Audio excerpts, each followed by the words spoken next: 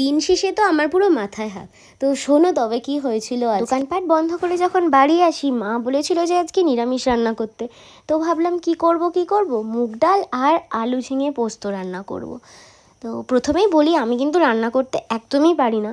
তো চেষ্টা করেছিলাম, না কোনো ইউটিউবও দেখিনি, সেই জন্যই বলছি যদি কোনো ভুল ত্রুটি হয়ে থাকে তাহলে আপনারা আমাকে মাফ করতে পারেন আর বলেও দিতে পারেন যে না রান্নাটা এইভাবে হবে। আলু পোস্ত বা আলু ঝিঙে পোস্ত রান্না করে না, টেস্টটা এতটা সুন্দর হয়, আমার খেতে খুব পছন্দ হয়।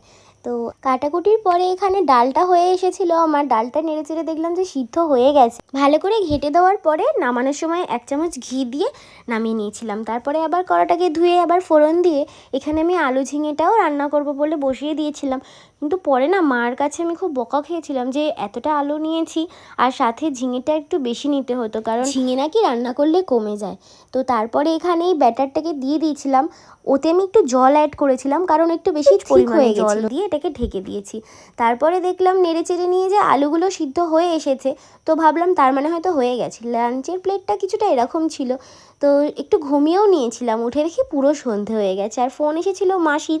রেডি হয়ে টুকুস করে মাসির বাড়িতে চলে গিয়ে আমার তো পুরো মাথায় হাত। কি হয়েছে জানো, শ্রুতি ফ্যাশন তো এমনিতেই শিপিং চার্জ নেয় না, কিন্তু তাও দেখো এই অ্যাড্রেসে আমার কাছে ভুল পার্সেল চলে এসেছে। তো এটা আমাকে নিজের থেকে আবার শিপিং দিয়ে আবার আমাকে পাঠাতে হবে।